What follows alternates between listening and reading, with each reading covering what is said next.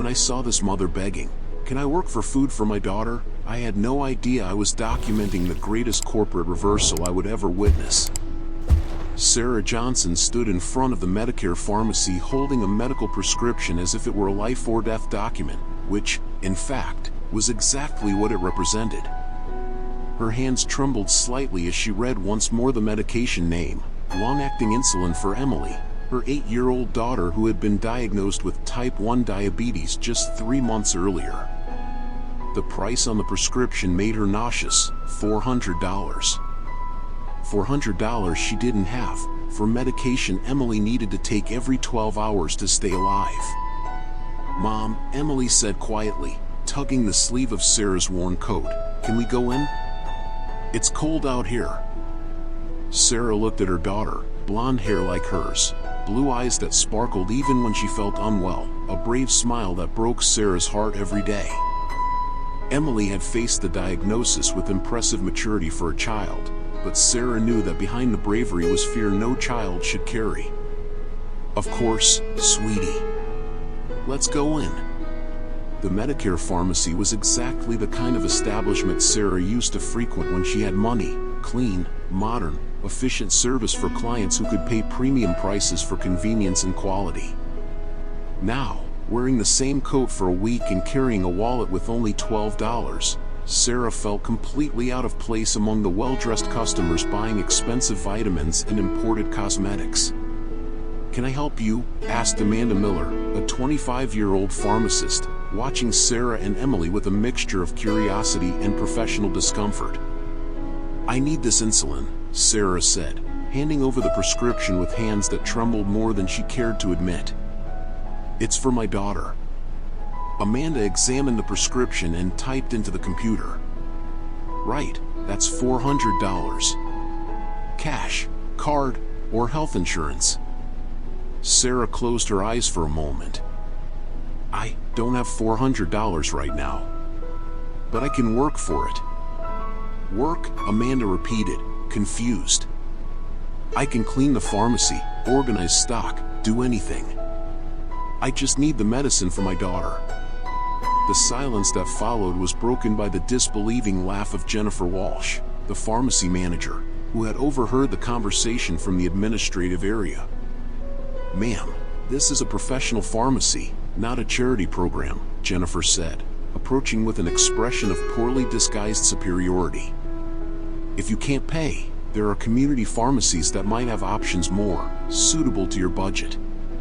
"Please," Sarah insisted, her voice cracking slightly. "My daughter is running out of insulin. I can work for a week, 2 weeks, as long as needed."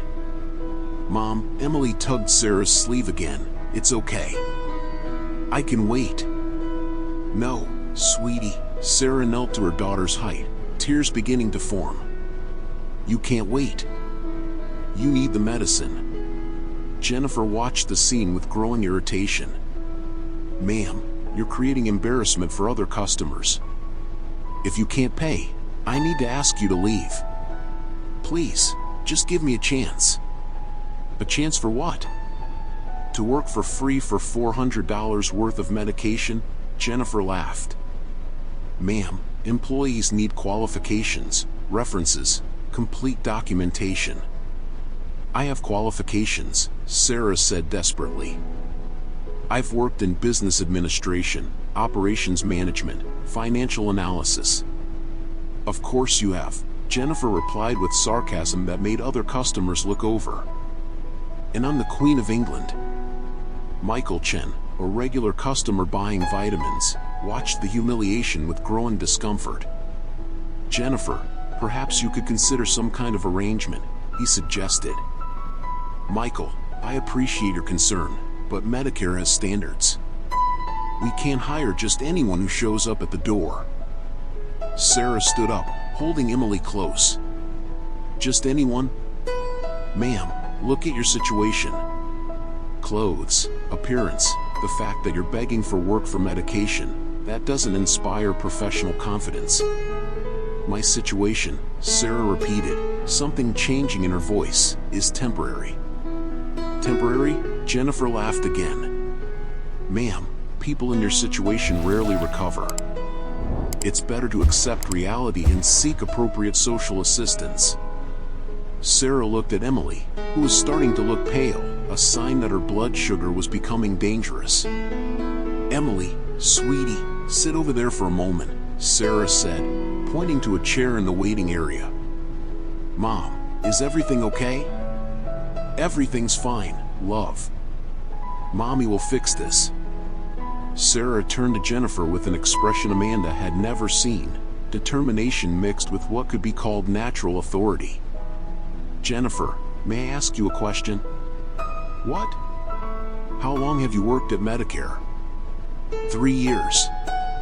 "Why?" "And Amanda? How long have you been here?" Amanda looked confused.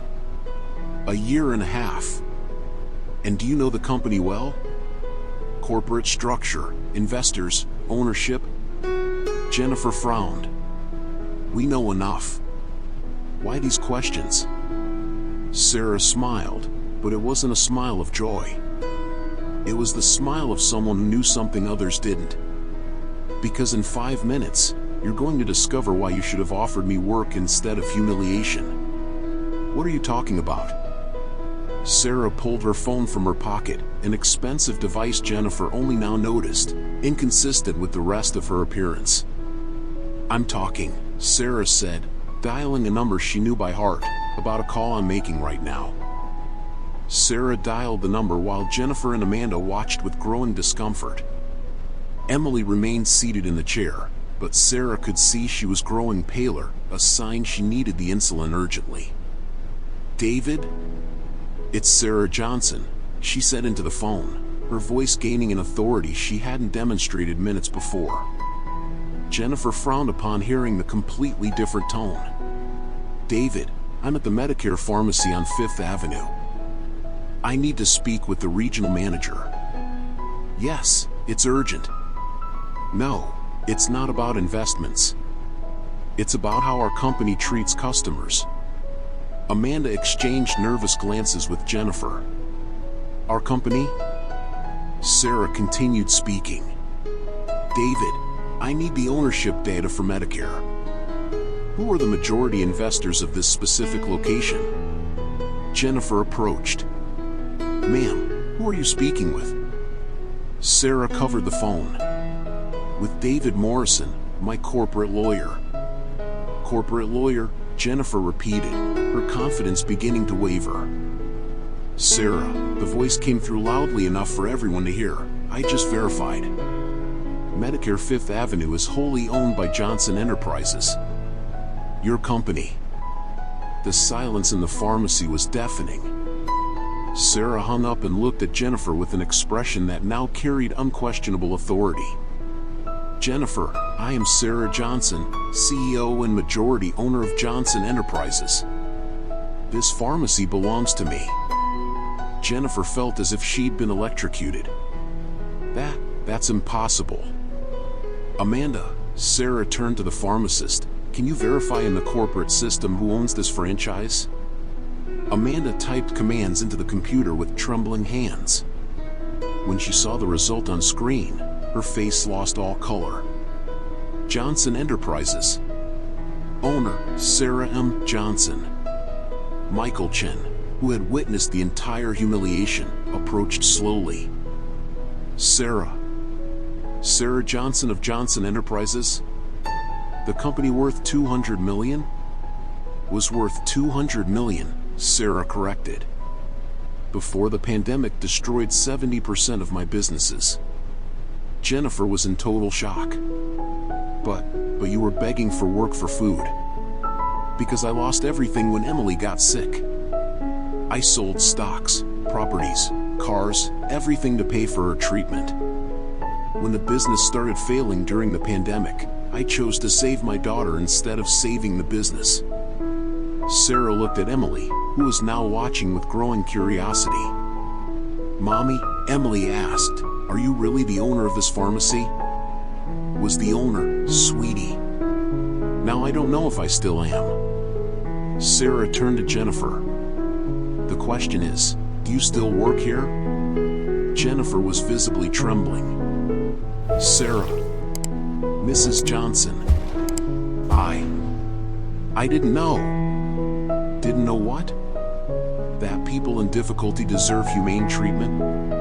That a desperate mother trying to save her sick daughter deserves at least basic respect? I'm sorry. Jennifer, in 3 years working at MY Company, what have you learned about corporate values?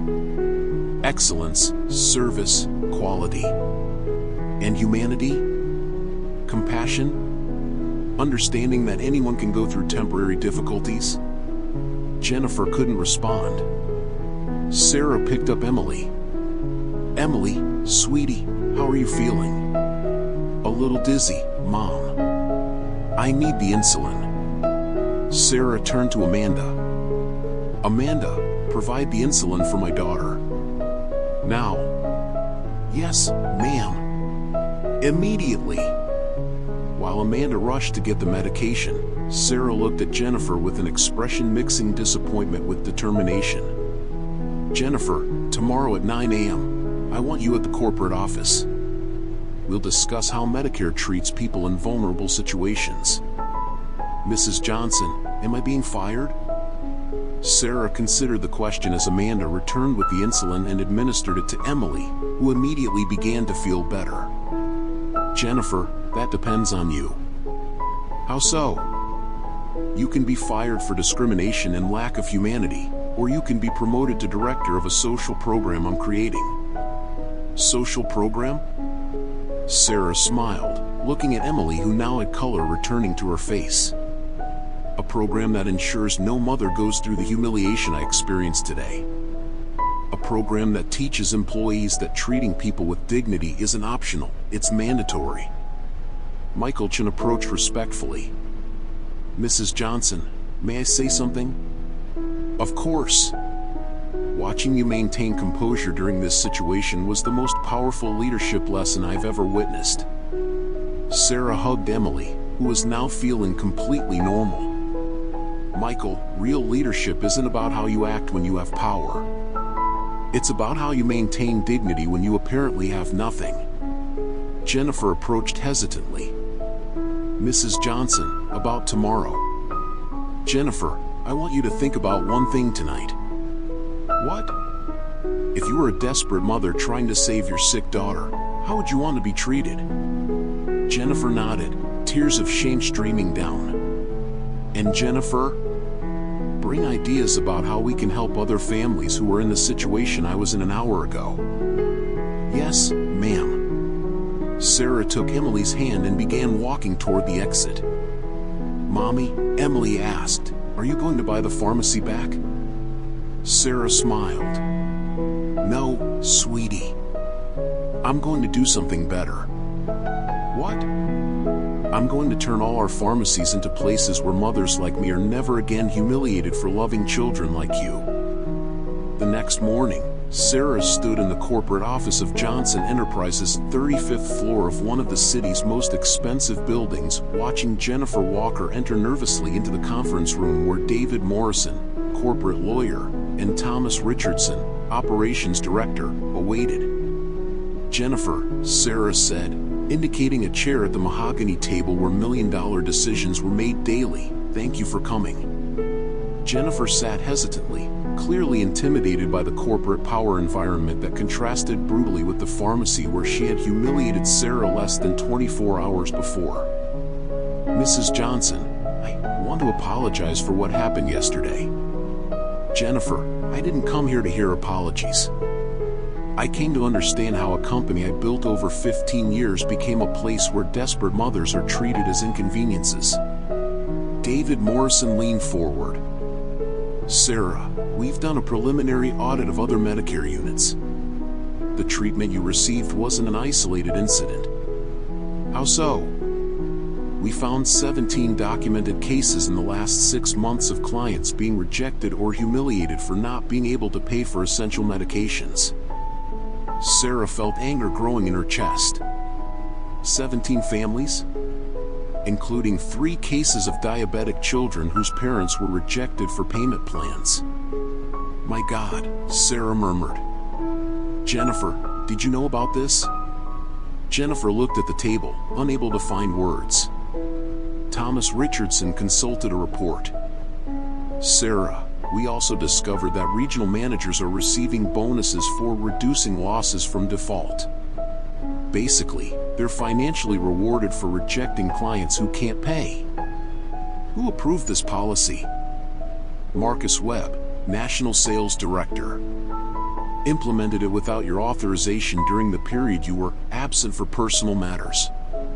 Sarah remembered the 3 months she had practically lived at the hospital with Emily during the initial treatment, delegating operations to executives she trusted. Where's Marcus now? Conference room B, waiting to explain the policies he implemented. Sarah stood up. Jennifer, I want you to come with me to this meeting. Me? Why? Because I want Marcus to explain personally to you why he found it acceptable to turn pharmacies into places that humiliate vulnerable people. They walked through the executive corridor to the room where Marcus Webb waited, a 50-year-old man in a $3,000 suit, with the expression of someone used to commanding without questions. Sarah, Marcus stood up with a smile that didn't reach his eyes. Good to see you. How's Emily? Emily is well, Marcus. But Medicare isn't. How so? Marcus, explain to Jennifer here are the policies you implemented during my absence. Marcus looked at Jennifer confused. Who's Jennifer? She's the manager who yesterday denied me work in exchange for medicine for Emily. Marcus paled slightly. Sarah, you were at the pharmacies? I was. Begging for work in exchange for insulin because I didn't have $400. But Sarah, why didn't you call me? Why not use corporate resources? Sarah approached Marcus, her voice gaining a coldness that made the room temperature seem to drop. Because I wanted to test how the company I built treats people in real need. And I discovered I built an empire that considers profit more important than human life. Sarah, that's not fair. Marcus, 17 families were rejected by our pharmacies in the last 6 months. Diabetic children whose parents begged for payment plans and were humiliated. The policies are to protect profit margins. Profit margins? Sarah interrupted.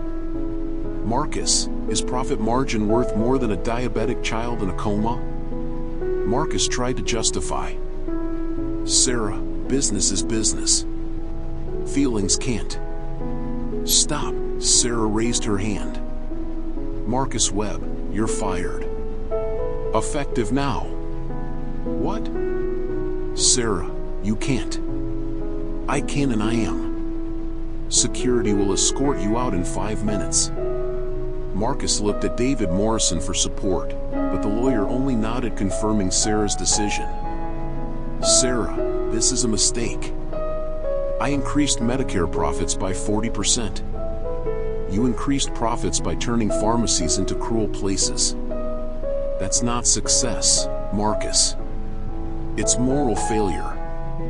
After Marcus was escorted out, Sarah turned to Jennifer.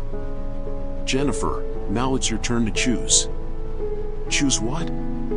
Choose whether you want to continue being part of the problem or help me create a solution. What kind of solution? Sarah walked to the office window, looking at the city where thousands of families faced impossible choices daily between medication and food. I'm turning every Medicare pharmacy into a support center for families in medical crisis. Payment plans for essential medications, temporary work programs for people who lost jobs, partnerships with social organizations. And my role in this? You'll direct the program. Because someone who witnessed the humiliation that almost killed an innocent child will never forget the importance of treating people with dignity. Jennifer looked at Sarah with a mixture of gratitude and determination. Mrs. Johnson, I accept. And I promise that no mother will ever be humiliated in our pharmacies again. Sarah smiled.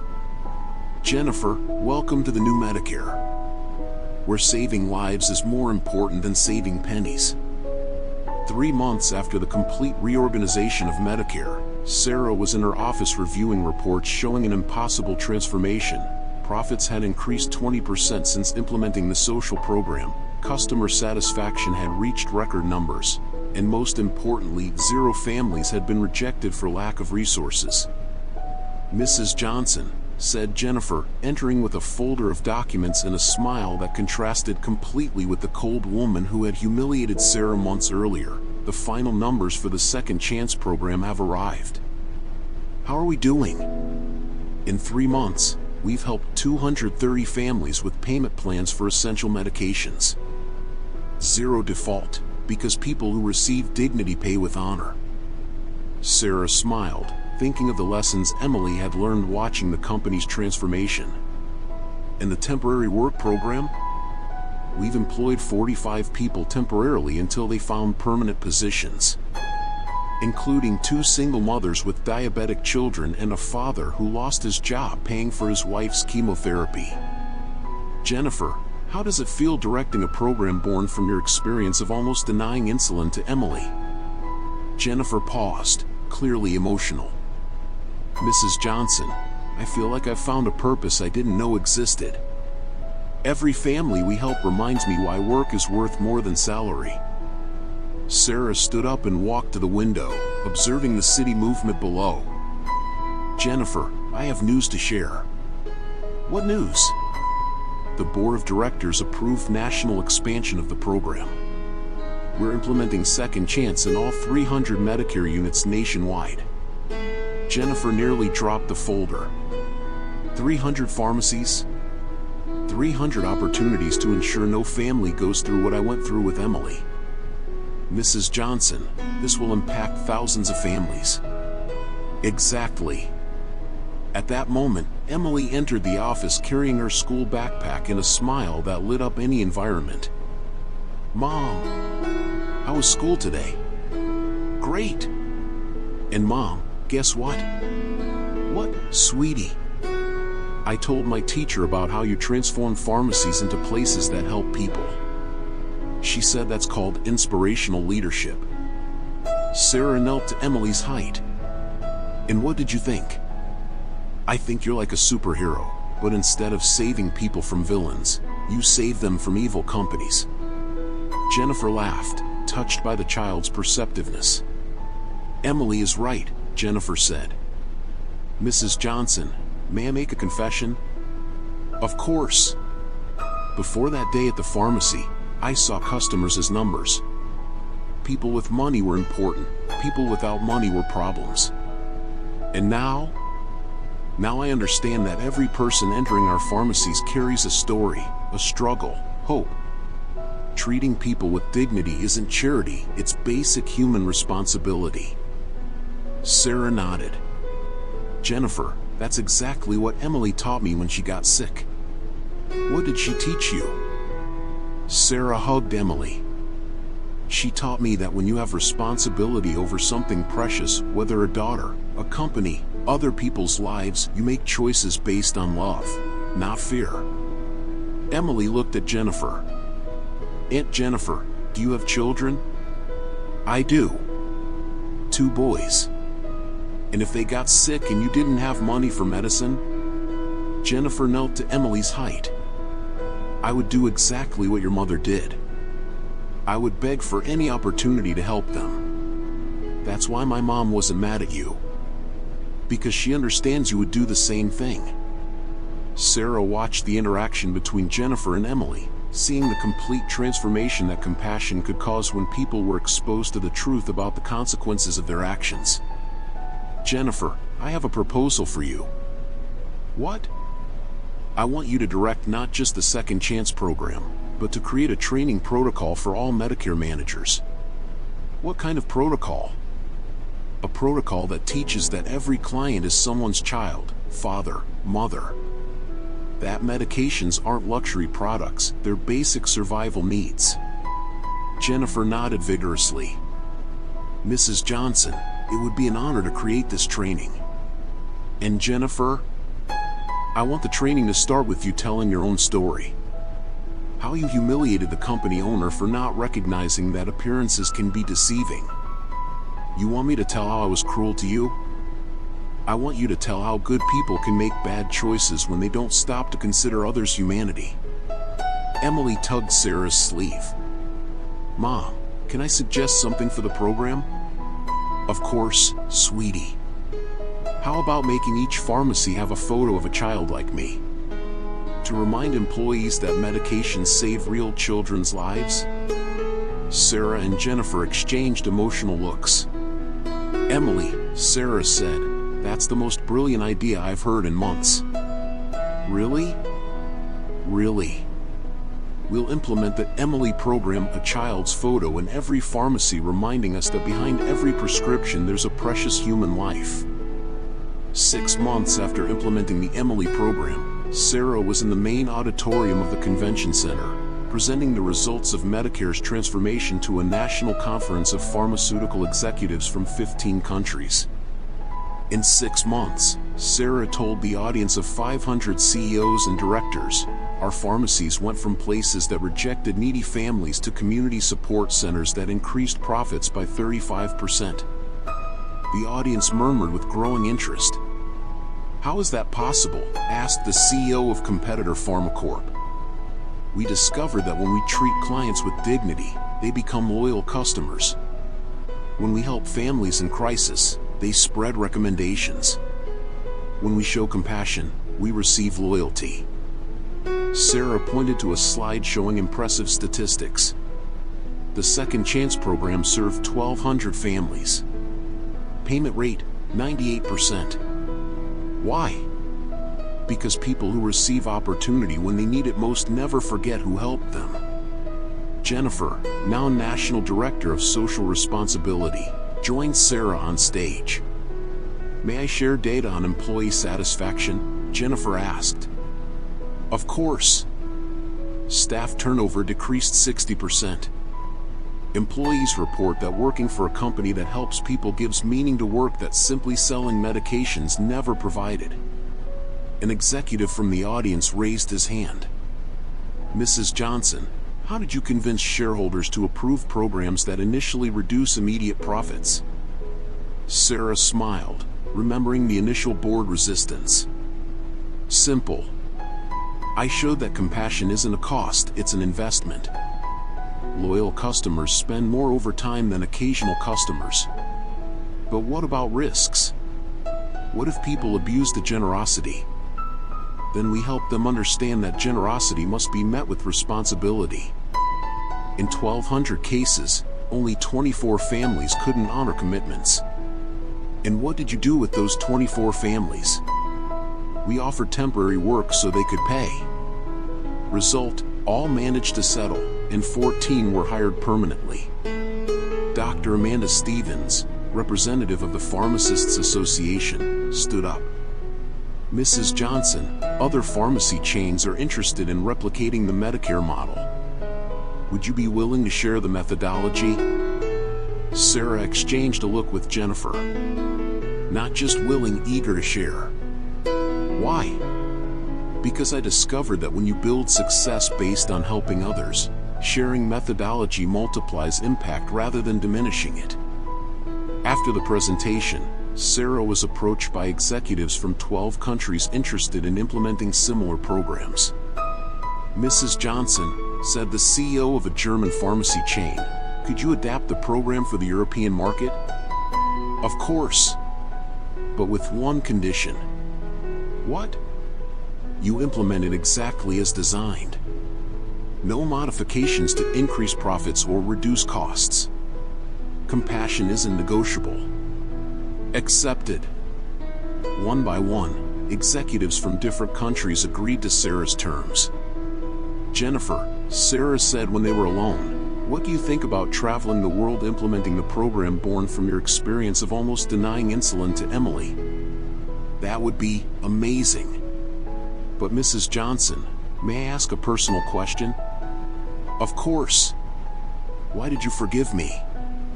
Why give me a chance to fix the terrible mistake I made? Sarah thought about the question, remembering the humiliation and desperation she had felt that day. Jennifer, when Emily got sick, I learned that anger doesn't cure anyone. but giving people opportunities to change can cure the whole world. And it worked with me. You went from manager who humiliated families to director who protects families. Of course it worked. Jennifer wiped tears beginning to stream. Mrs. Johnson, may I share something? Of course. My children asked why I work so many hours now. I explained that I'm helping families like ours, because one day we might be the ones needing help. And what did they say? They said they're proud to have a mother who chose to help people instead of just making money. Sarah hugged Jennifer. Jennifer, your children are right to be proud. That evening, Sarah dined at home with Emily, who is now completely healthy and adapted to diabetes treatment. Mom, Emily said while taking her nighttime insulin, can I ask a question? Always, sweetie. If you hadn't lost money, if you hadn't become poor that day, would you have discovered that pharmacies were being cruel to people? Sarah paused, impressed with the depth of Emily's question. Probably not, sweetie. So was it good that you became poor? Emily, it wasn't good that I went through difficulties. But it was very good to discover I can use difficult experiences to help other people. How? By turning the company that almost rejected us into a company that never rejects anyone. Emily smiled. Mom, you're like the Robin Hood of medicine. Sarah laughed. Robin Hood of medicine? Robin Hood helped the poor by taking from the rich. You help the poor by giving of yourself. Sarah hugged Emily, realizing her 8-year-old daughter had understood something many executives take decades to learn. Emily, thank you for teaching me that sometimes we need to lose everything to discover what truly matters. And what truly matters, Mom? The people we love, and the people we can help love who they love. 1 year after MediCare's transformation, Sarah received a call that would test everything she had built. It was 3 in the morning when the phone rang, waking her and Emily. Mrs. Johnson? It's Jennifer, sorry to call so late. We have an emergency.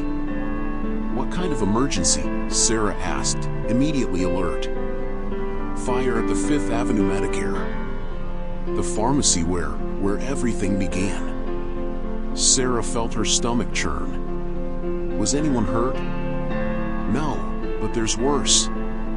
The fire started in the medication storage. We lost the entire regional insulin supply. The entire supply? Sarah, there are 60 families with diabetics depending on our pharmacies for insulin. And we won't get replacement before Monday. Sarah looked at Emily, who had woken up with the phone conversation. Mom, is something wrong? Emily asked sleepily. Little work problem, sweetie. Go back to sleep. Sarah left the bedroom to continue the conversation. Jennifer, how long can these families go without medication? Maximum 2 days. After that, some children could go into diabetic coma. Sarah dressed quickly. I'm coming there. Sarah, it's 4 a.m. Jennifer, 60 families could lose loved ones if we don't solve this. 4 a.m. is a perfectly normal time to save lives. When Sarah arrived at the pharmacy, she found a devastating scene.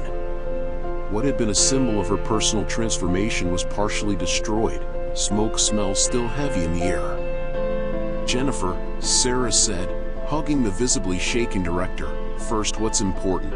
Was the fire accidental? Investigators think so. Electrical problem in the cooling system. Good.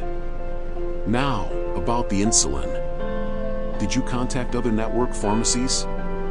All nearby units have low stock. Not enough to cover 60 families. Sarah thought quickly. And competitor pharmacies? PharmaCorp has stock, but Jennifer hesitated. But what? But Marcus Webb works there now. As regional director. Sarah felt the irony of the situation. Marcus, the man she had fired for turning pharmacies into cruel places, now controlled the only location with the medications her families needed. Jennifer, call Marcus. Tell him I need to speak with him. Sarah, are you sure? He's still very bitter about the dismissal. Jennifer, 60 families can't suffer because of a wounded ego. Call him. An hour later, Marcus Webb arrived at the destroyed pharmacy accompanied by 2 security guards and an expression of poorly disguised satisfaction. Sarah, he greeted coldly. Heard about the fire. What a pity. Marcus, I need to buy emergency insulin. Does PharmaCorp have stock? We do. But Sarah, medications for 60 families, that costs approximately $25,000. Okay. How much do you want? Marcus smiled with cruelty that made Jennifer feel sick. $50,000. Emergency price. $50,000 for medication that costs $25,000? Supply and demand, Sarah. You need it. We have it. Pure capitalism. Sarah looked at Marcus, a man who had worked for her for 5 years, who knew Emily's story, who knew exactly why medications were a matter of life or death. Marcus, are you willing to extort families of diabetic children? I'm willing to charge a fair price for a scarce product. Jennifer approached. Marcus, these are children. Children who could die. Jennifer, business is business. Sarah taught me that when she fired me.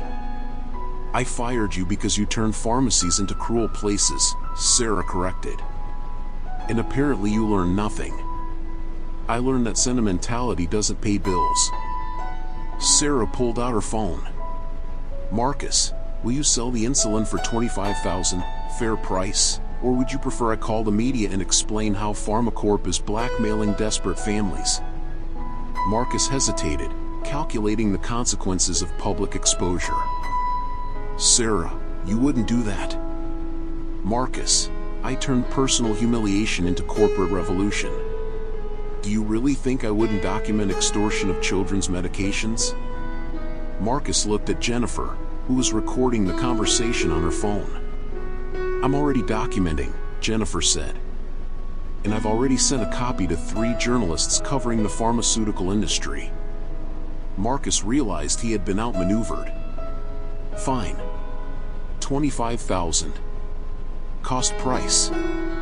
Thank you, Marcus. And Marcus? What? I hope one day you understand that using a position of power to help people is worth more than using it to hurt them.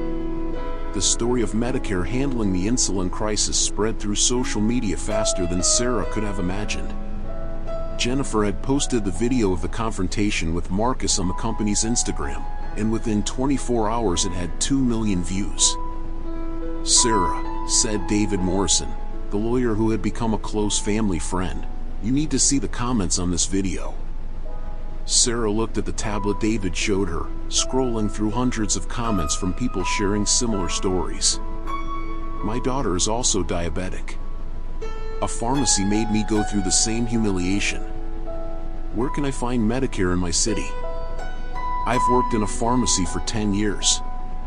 After seeing this video, I'm changing how I treat clients who can't pay. Sarah Johnson inspired me to create a similar program in my company. Thank you for showing that profit and compassion can coexist. My God, Sarah murmured. David, there are thousands of comments. And there's more.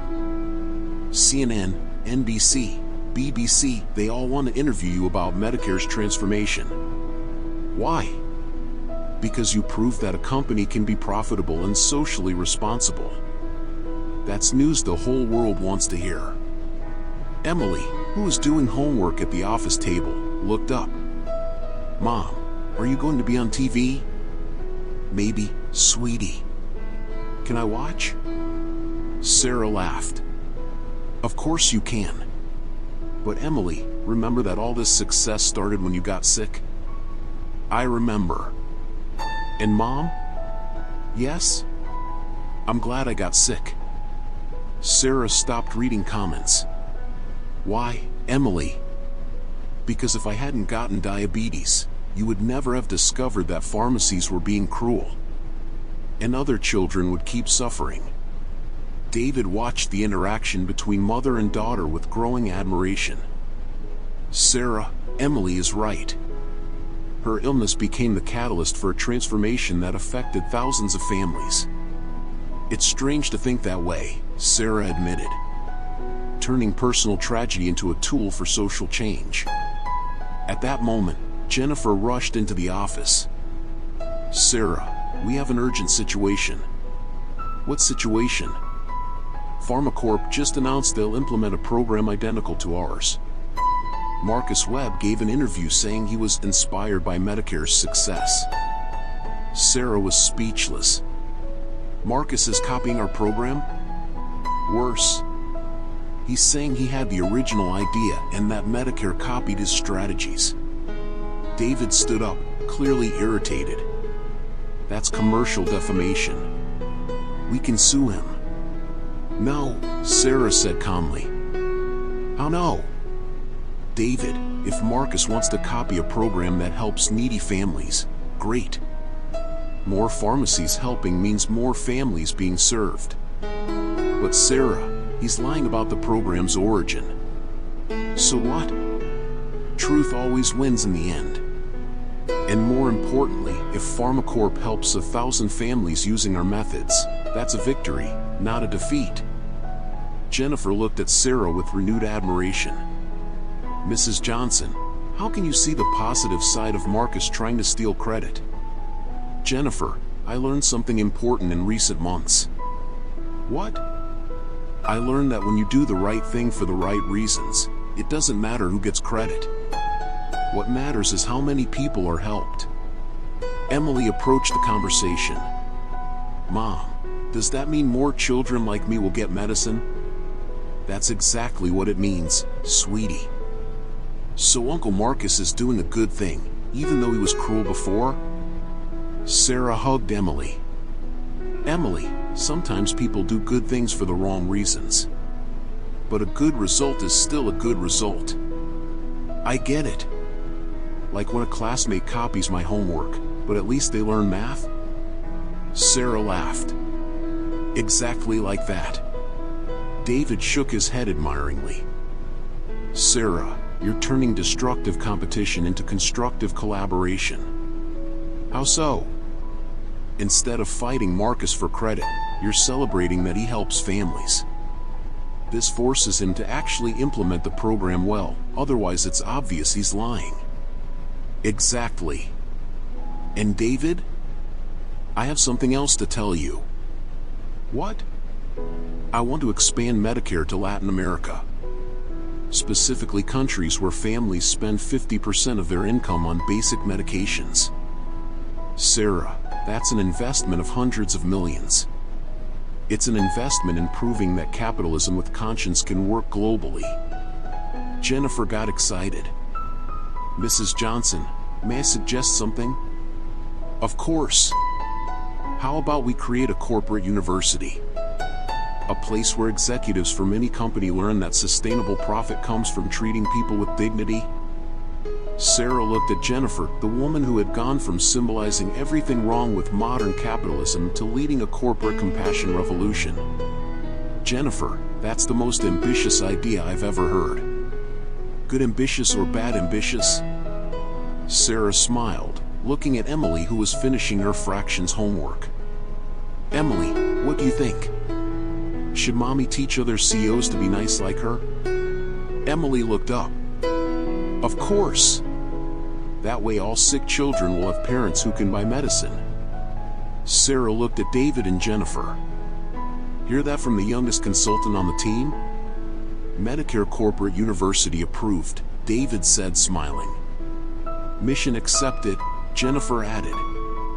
2 years after creating the MediCare Corporate University, Sarah was sitting in the office of the President of the United States, being awarded the Presidential Medal of Freedom for revolutionizing the concept of corporate social responsibility. Mrs. Johnson, said the president. In 3 years, the Medicare model has spread to 42 countries. Families who were previously rejected by healthcare systems now have dignified access to essential medications. Thank you, Mr. President. But I want to make clear that this medal belongs to all the people who had the courage to implement changes in their companies. Emily, now 11 years old, was sitting in the front row watching her mother receive international recognition. After the ceremony, she ran to hug Sarah. "Mom, you won a medal from the president." "We won, Emily. You, me, Jennifer, all the families we helped, we won together." "Mom, can I ask a question?" "Always. Do you still remember when you asked for work for food at that pharmacy?" Sarah smiled, stroking Emily's hair. "I remember every day." "Why?" "Because I want to always remember too. So I never forget that sometimes people who seem to have nothing are the ones who have the most to offer." Jennifer approached carrying a phone with visible urgency. "Sarah, I just got a call from the World Health Organization. They want to propose something revolutionary." "What?" "They want to create the Johnson Protocol, a mandatory international standard preventing pharmacies from denying essential medications for financial reasons." Sarah was speechless. "A protocol with my name?" "A protocol that would make it illegal, in any UN member country, to deny children's medication due to lack of payment. That means no child in the world would die from diabetes, asthma, epilepsy, or other treatable conditions just because their family lacks money." Sarah sat down slowly, processing the magnitude of the proposal. "Jennifer, how many lives could this save?" "Who estimates approximately 50,000 children per year." 50,000, Sarah repeated, looking at Emily, who was playing with the presidential medal. "Mom," Emily asked, "is 50,000 a lot?" "It's 50,000 families who won't go through the desperation we went through, sweetie."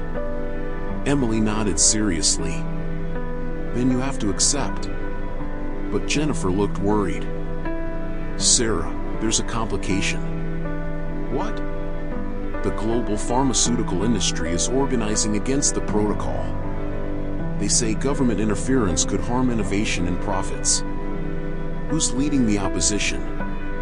"A consortium of 15 companies. Led by," Jennifer hesitated, "by Marcus Webb." Sarah sighed. "Marcus again. He's created a campaign calling the protocol disguised socialism that will destroy the free market." Emily approached. "Mom, what's socialism?" "It's when the government helps people that companies don't want to help," Sarah explained simply. "Is that bad?" "No, sweetie. But some people think it is." David Morrison arrived at that moment, carrying a folder with legal documents. "Sarah, I need to update you about Marcus's campaign." "Worse than I imagined?" "Much worse. He's not just criticizing the protocol, he's personally attacking you." "How so?" David showed printouts of articles and social media posts. He's spreading that you only created the Medicare program to wash away guilt for being a negligent mother who let your daughter become diabetic. Sarah felt as if she'd been punched in the stomach. He's blaming Emily for having diabetes? He's insinuating that you use her illness to gain public sympathy and build an empire based on victimization. Emily, who was listening, approached Sarah with tears in her eyes. "Mom, is diabetes my fault?" "No," Sarah knelt and hugged Emily tightly. "Sweetie, diabetes is nobody's fault. It's a medical condition we manage with love and care." "But that man is saying..." "That man is trying to hurt Mommy because she helps people he doesn't want to help." Emily wiped tears.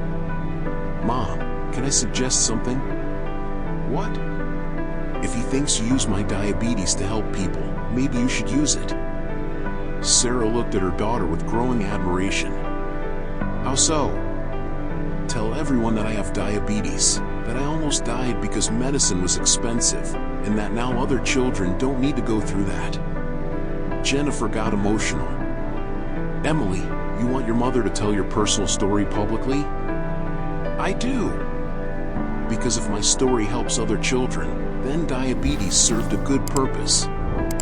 Sarah hugged Emily, realizing her 11-year-old daughter had understood something Marcus Webb would never understand. Emily, are you sure? I am. And Mom? Can I appear on TV with you? Why? So all diabetic children see they can have a normal, happy life. And so all parents see it's worth fighting for their children. Sarah looked at David and Jennifer, who watched with tears of pride. Everyone, it seems Emily just decided our strategy. What strategy? David asked. Total transparency. We'll tell the complete story, my downfall, humiliation at the pharmacy, Emily's diabetes, and how we turned personal pain into a global movement. 3 weeks later, Sarah and Emily were sitting in the CNN studio, preparing for an interview that would be broadcast live to 50 countries, decisive for the UN approval of the Johnson Protocol. Mom, Emily whispered while technicians adjusted microphones, I'm nervous. Me too, sweetie. But remember why we're here? To help other children like me. Exactly. And Emily? You're the bravest person I know. Anderson Cooper approached, greeting both with a kindness that immediately reassured Emily. Emily, ready to tell your story to the world? Ready! I want all diabetic children to know they can be happy. And you, Sarah, ready to face criticism from Marcus Webb and the Pharmaceutical Consortium? Sarah looked at Emily, who smiled encouragingly. Anderson, when your daughter almost dies because you can't pay for medication, you discover you can face anything. The interview began with Sarah telling the complete story, losing her business during the pandemic, Emily's illness, humiliation at the pharmacy, discovering she owned the place that rejected her. Sarah, Anderson asked, critics say you use personal history for competitive advantage. How do you respond? I respond that if my personal story can prevent even one child from dying due to lack of medication, then it's worth any criticism. Emily, Anderson turned to her, how do you feel knowing your diabetes inspired a worldwide movement? Emily thought carefully before answering, demonstrating impressive maturity. Mr. Anderson, at first I hated having diabetes. Now I understand that diabetes taught me something important. What? It taught me that when bad things happen, we can choose to be sad or choose to help other people going through the same thing. And you chose to help? I chose to help my mom help other families. Because I discovered that sharing problems makes problems smaller. The interview was interrupted by a live call from Marcus Webb, who appeared via video conference from his PharmaCorp office. Sarah, Marcus said with barely contained hostility, you're deceiving the entire world. How so, Marcus? You're using your sick daughter to build an empire based on emotional manipulation. Sarah felt Emily stiffen beside her. Quickly, she took her daughter's hand to reassure her. Marcus, Emily is here with me. Want to explain to her how the diabetes she didn't choose to have is manipulation? Marcus looked at Emily through the screen, and for a moment seemed to recognize the cruelty of his words. Emily, Sarah said calmly, Marcus thinks you're pretending to have diabetes. Want to show him? Emily stood up and showed the camera the small bruises on her arms where she tested her glucose daily. Mr. Marcus, Emily said with a firm voice, I test my blood 4 times a day. I take insulin every morning and every night. Sometimes I wake up crying because it hurts. My mom cries too, but hides it so I don't see. Marcus looked visibly uncomfortable. Emily, Anderson Cooper said gently, what do you want to say to Mr. Marcus? Emily looked directly at the camera. I want to say that my mom never asked for me to have diabetes. But when it happened, she sold everything to save me. And now she's trying to save other children like me. And what do you think about the criticism that your mother is using you? I think Mr. Marcus doesn't understand what it means to be a mother. Because my mom doesn't use me, she protects me. And protects other children too. Marcus abruptly disconnected from the video conference.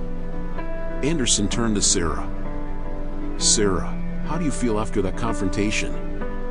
Anderson, I feel proud to have a daughter who understands. At 11 years old, that turning personal pain into protection for others is the definition of true love. And what's your message for families watching who might be going through similar situations? Sarah looked directly at the camera, thinking of the thousands of families who might be watching while their sick children slept beside them. My message is, never be ashamed to ask for help when you need to save someone you love. And never accept humiliation as the price for trying to protect your family. Emily, any final message? Emily smiled at the camera.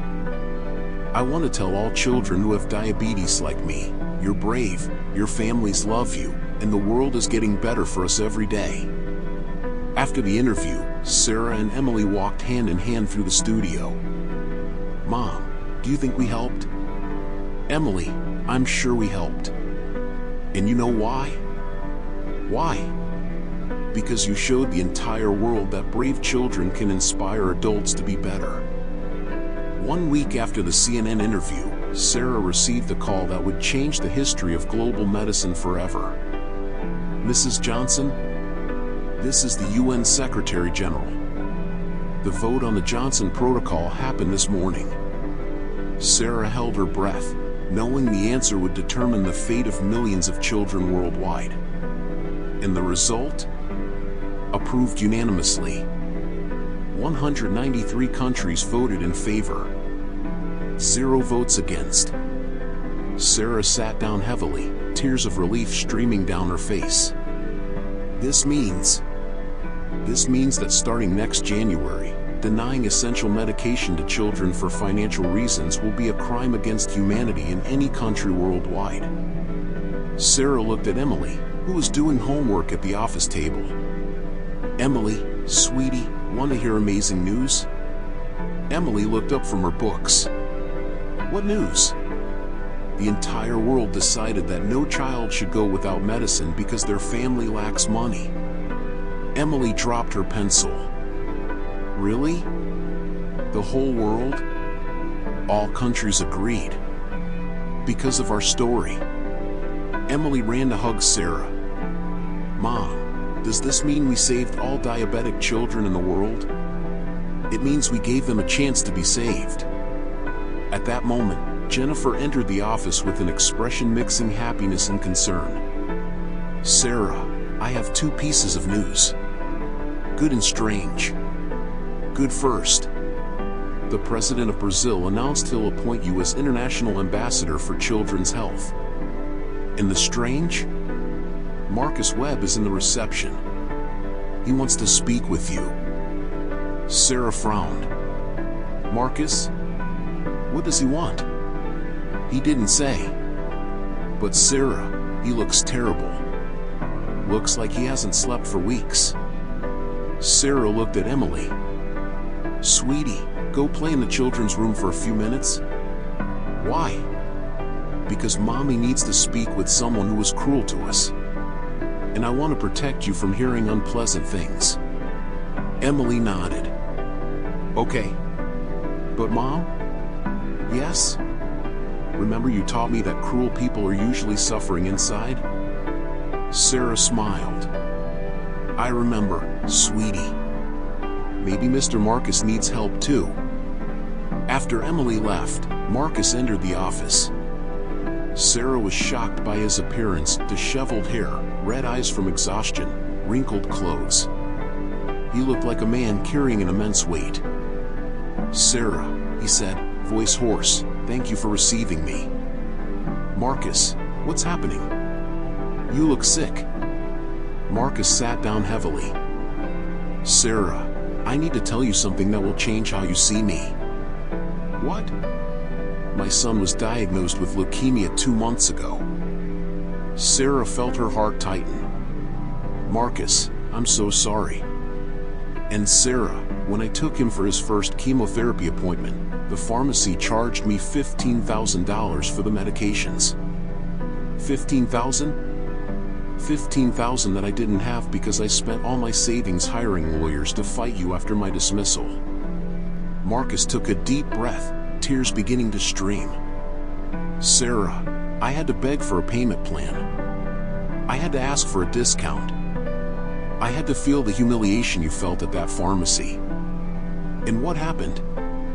The pharmacist treated me exactly like I taught Jennifer to treat you. With disdain, superiority, cruelty. Marcus covered his face with his hands.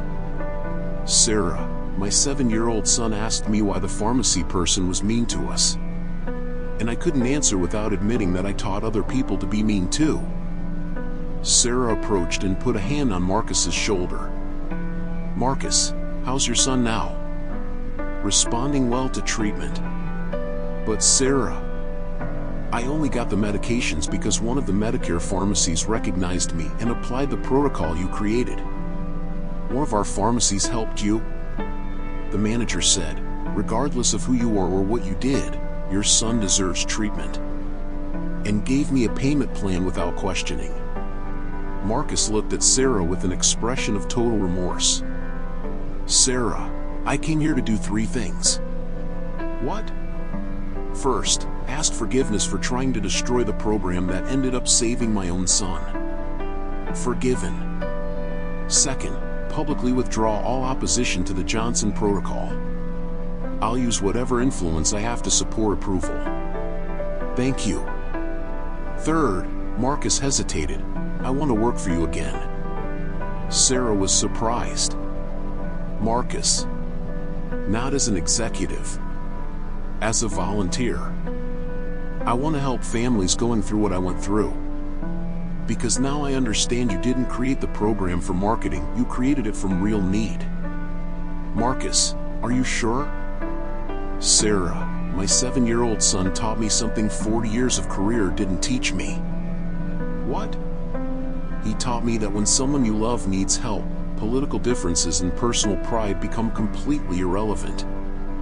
Sarah extended her hand to Marcus. Welcome back to the team.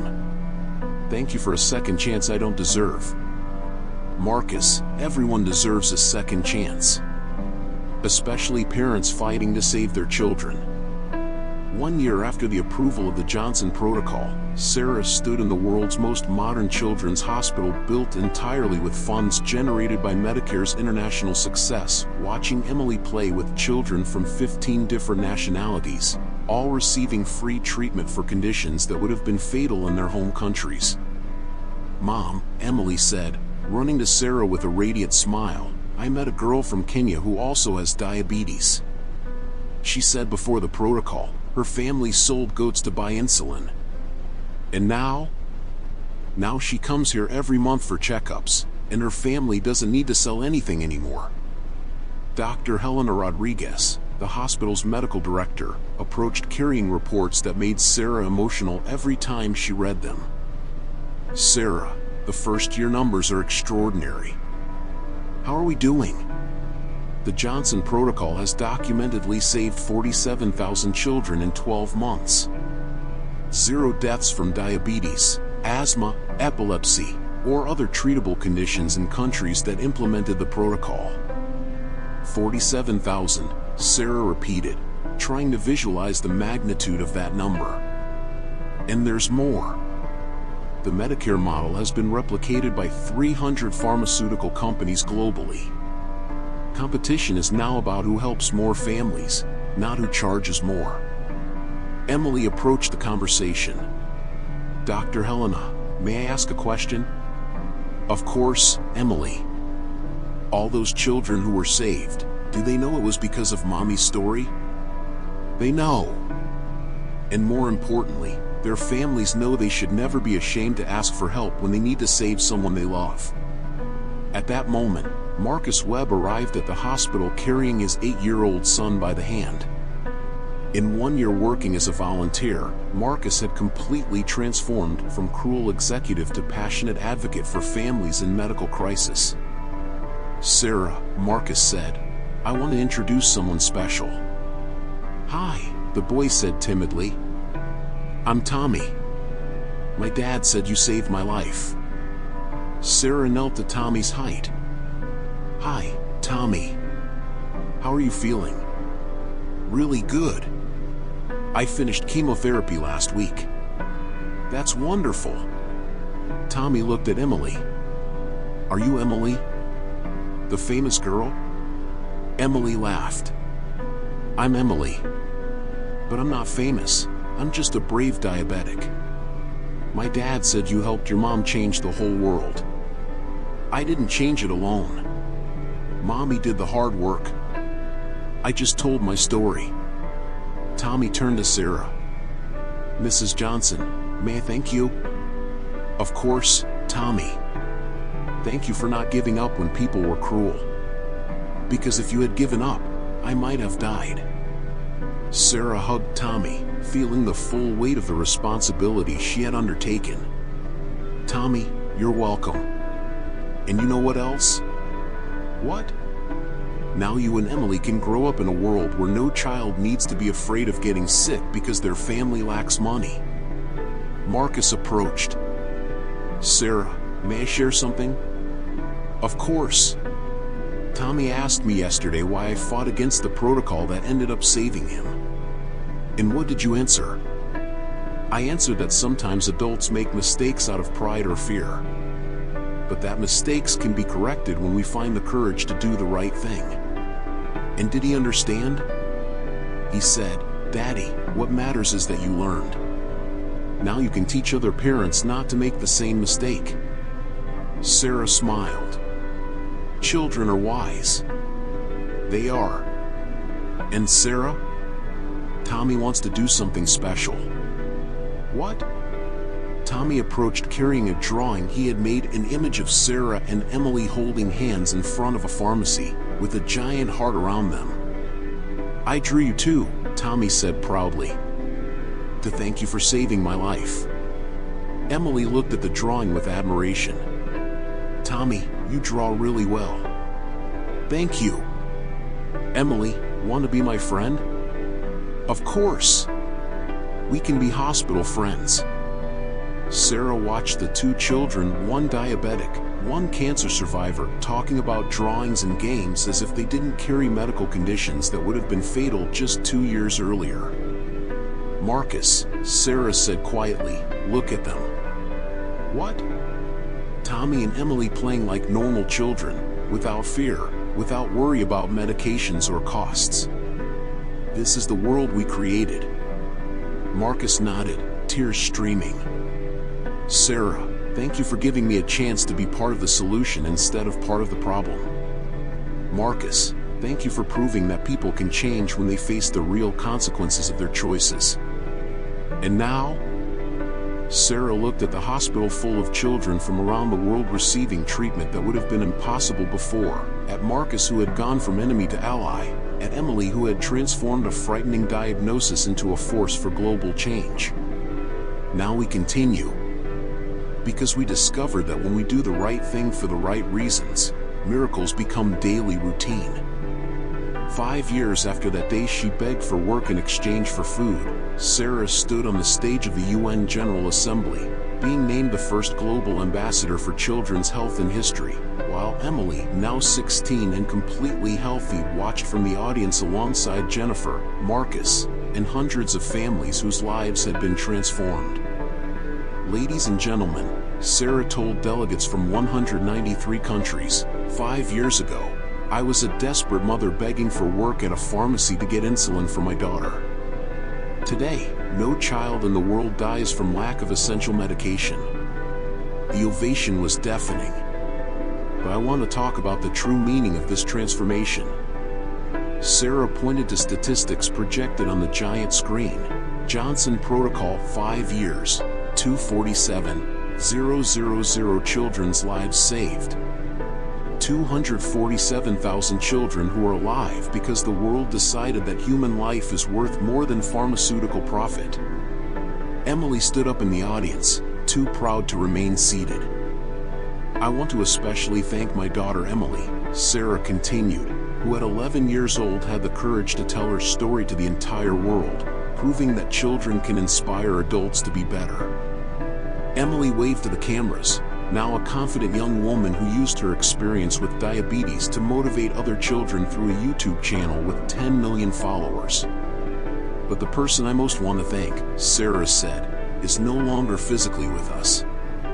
The audience fell silent. Ana Pereira, the welder who lent me her lunchbox when I was desperate. Ana died last year, but left a letter I want to share. Sarah pulled an envelope from her pocket, opening a handwritten letter with simple penmanship. Sarah, when I lent you my food, I thought I was helping a hungry woman.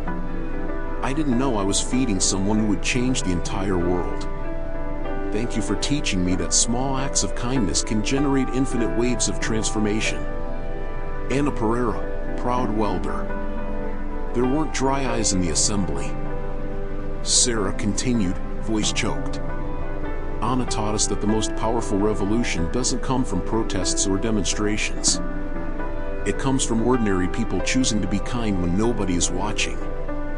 After the speech, Sarah was surrounded by delegates wanting to implement variations of the Johnson model in their areas. Mrs. Johnson, said Nigeria's Minister of Health, can we adapt the protocol for anti-malaria medications? Of course. But remember, the principle doesn't change. Human life is always worth more than profit. And for anti-HIV medications, asked the Brazilian delegate. Especially for HIV. Nobody should die from a treatable virus because they can't afford medication. Marcus approached, now director of the Tommy Webb Foundation for Children with Cancer. Sarah, Tommy wanted to be here, but he's undergoing preventive chemotherapy. How is he? Strong, brave, and completely cured, thanks to the protocol you created. How so? Tommy's medications cost $20,000 per month. Before the protocol, we would have gone bankrupt or lost Tommy. Now, the protocol ensures treatment is accessible. Sarah hugged Marcus. How does it feel knowing the program you tried to destroy saved your own son? I feel deep shame for the years I wasted fighting you, but also eternal gratitude that you persisted even when I was cruel. Emily approached the group. Mr. Marcus, may I ask a question? Of course, Emily. Do you still regret being mean to Mommy? Marcus knelt to Emily's height. I regret it every day. But Emily, your forgiveness and your mother's taught me that people can change if given the opportunity. And now you help children like Tommy? Now I dedicate my entire life to ensuring no child goes through what Tommy went through. Emily smiled. So something good came from you being mean. How so? You learned how bad it is to be mean, so now you can be extra nice to make up for it. Marcus laughed through tears. Emily, you're wiser than many adults. That evening, Sarah dined with Emily at the UN Hotel's special restaurant, celebrating an achievement that had begun with a desperate request for work. Mom, Emily said while eating dessert, can I tell a secret? Of course. Sometimes I'm grateful I have diabetes. Sarah stopped eating. Why, sweetie? Because if I were a normal, healthy child, maybe you would never have discovered you could save the whole world. Emily. Mom, diabetes taught me that problems can become superpowers if we use them to help others. Sarah hugged Emily, realizing her daughter had understood life's most important lesson. Emily, what's your biggest dream now? I want to study medicine to care for children like I used to be. And I want to keep telling our story to remind the world that a desperate family can become the family that saves all other families. Sarah looked out the restaurant window, seeing the city where millions of families slept peacefully knowing their sick children would have necessary medications regardless of financial situation. Emily, want to know something amazing? What? The mother who asked for work for food to save her diabetic daughter discovered that saving one life teaches how to save all lives. And what's the next adventure? Sarah smiled, thinking of future projects, protocols for rare diseases, programs for developing countries, training for executives to learn that compassion is the most profitable business strategy. The next adventure is ensuring that the story of a desperate mother becoming a global ambassador inspires other people to discover they can transform personal pain into universal protection. Mom? Yes? Thank you for never giving up on me. Emily, thank you for teaching me that fighting for those we love gives us strength to fight for the whole world. And that night, mother and daughter fell asleep knowing that a simple request, "Can I work for food for my daughter?" had become a force that protected 247,000 children around the world. The woman who had been humiliated for asking for manual labor discovered that true humility is the most powerful force to transform not just companies, but entire civilizations. And Emily, the child who almost died from lack of expensive medication, had become a global symbol that frightening diagnoses can transform into life missions that save entire generations.